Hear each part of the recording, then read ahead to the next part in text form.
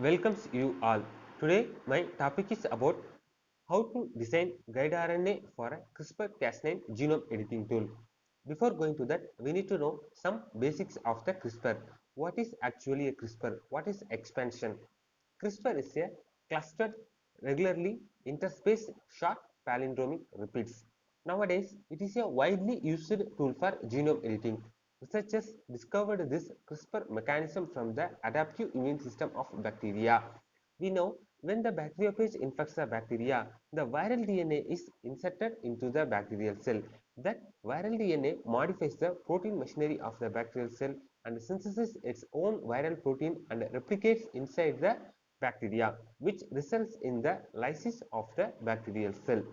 To protect themselves from the phage infection, the bacteria cell acquires a adaptive immune system called CRISPR-mediated adaptive immune system. Here, the inserted viral DNA is cleaved into several fragments by the CRISPR-coated Cas9 enzyme and the guide RNA. Now we just move to the biology of the CRISPR-Cas9. This is the generalized CRISPR-Cas9 locus or CRISPR array present in the bacterial genome. It contains several components called repeats. As the name itself from the CRISPR, it indicates some repeated sequences are present in this region. In between this repeated region, some regions are called as spacer region. These spacer regions are nothing but the viral DNA that is cleaved and inserted into the bacterial genome by the bacterial cell's action. It is mainly used for the synthesis of guide RNA. The third component is called the promoter region or leader region.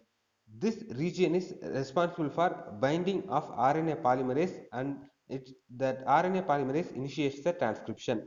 Fourth component is called Cas gene. It is responsible for coding Cas9 enzyme. So from the single image we can understood the basic CRISPR mechanism. Here you can see during the first infection the viral DNA is inserted in the CRISPR array as a spacer. After that, when the bacteria again infected by the same page second time, the guide RNA as well as Cas9 enzyme is synthesized. The Cas9 is an enzyme with endonuclease activity. It cleaves the viral DNA. So the bacterial cell is now protected. Now the question arises how the bacteria particularly detects the viral DNA. For that, when the page infects a bacteria, page DNA itself shows I am a viral DNA by having some sequence called PAM sequence. By detecting this PAM sequence, the bacteria can easily detect the viral DNA and kills it.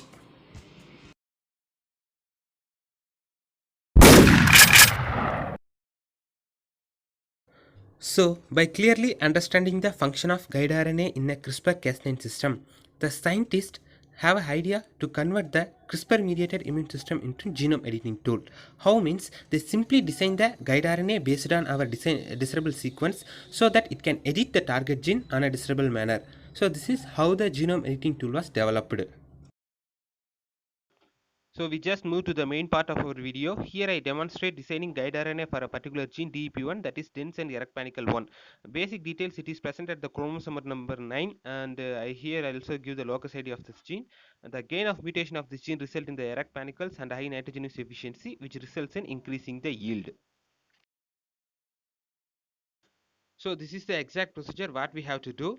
First we need to download the FASTA format of our target gene sequence. Then we need to run blast in a plant ensemble to confirm and compare our query sequence's database sequence. Then we need to put locus ID of our gene in CRISPR plant or CRISPR P2.0, and then it shows a list of guide RNA.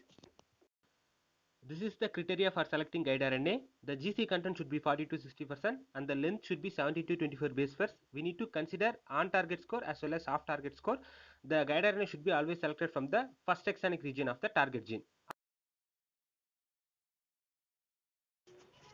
So this is the home page of Rice Genome Annotation project. From here only we can download the FASTA format of our target gene. What we have to do is, here we can see analysis tool. We need to click that. After that we can see a search function. We need to click, and in search function we need to click the locus search. After clicking this, locus identifier will be visible. Here we need to put the locus ID of our target gene. I already showed the locus ID of our target gene is LOCOS09G26999.1. We need to click that, and we need to again search. It takes some time. After that it shows this type of page, and here you can see the download sequence. We need to click that also. After clicking the download sequence, you can see the FASTA format of our target gene sequence. So it was denoted by greater symbol after the gene ID and the gene sequence. So we need to just copy this sequence to run BLAST in another web page. So what we have to do is we just copy this gene sequence. So this is the home page of plant ensemble. Here you can see BLAST option is there. BLAST means basic locus alignment search tool. We need to click that BLAST option. It's loading. Here you can see new job option is there. We need to click that new job option. In the sequence data, we need to paste the FASTA format of our target gene sequence, which is downloaded from Rice Genome Annotation Project. In search against, our species is Warisa sativa indica group. For that, we need to click here Warisa sativa. Before we clicking, you can see the Warisa sativa indica group from last before. Okay, we need to click that Warisa sativa option and we need to click done. Again, here the search tool is BLASTx. This is not actually a BLASTx. This is BLASTian base BLAST nucleotide. So we can convert protein database from DNA database. After that, here everything is fine, and we need to click the run option. After clicking run, it takes some time for loading. After clicking run, it's loading. Here you can see one tabular column will open. That is our BLAST N is still running. Again, it's loading for some time.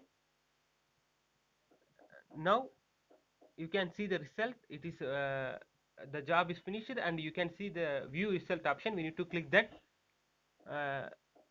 Here the results will appear in a tabular format.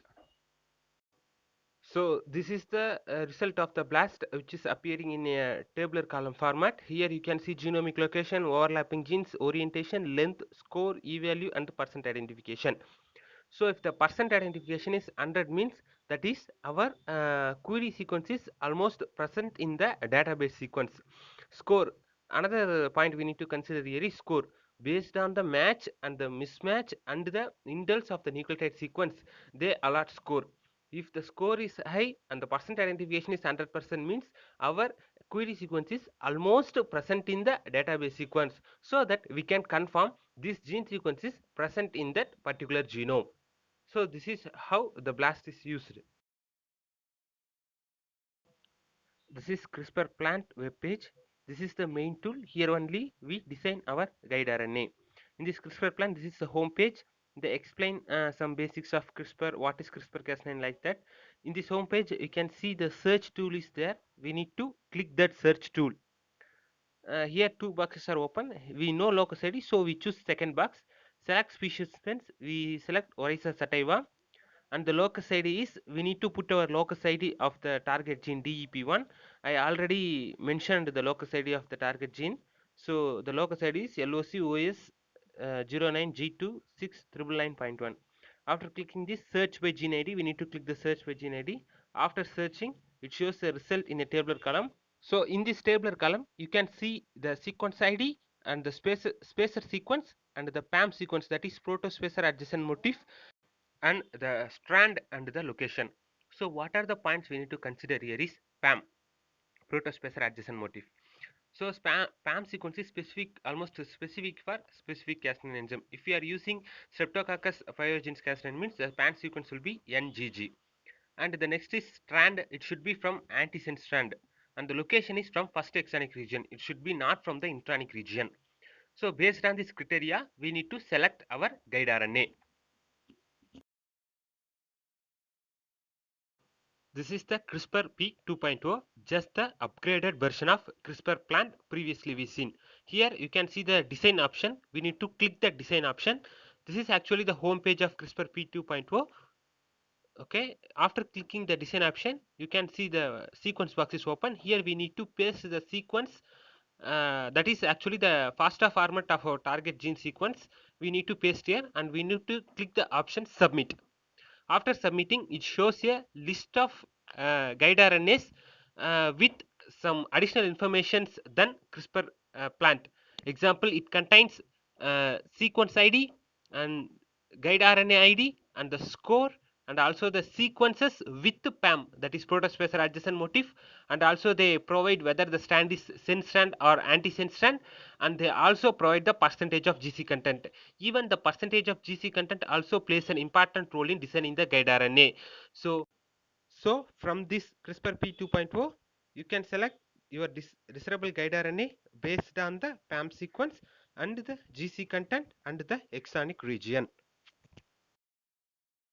Now, the desired guide RNA sequence is submitted to companies like Bioserv or AdGene.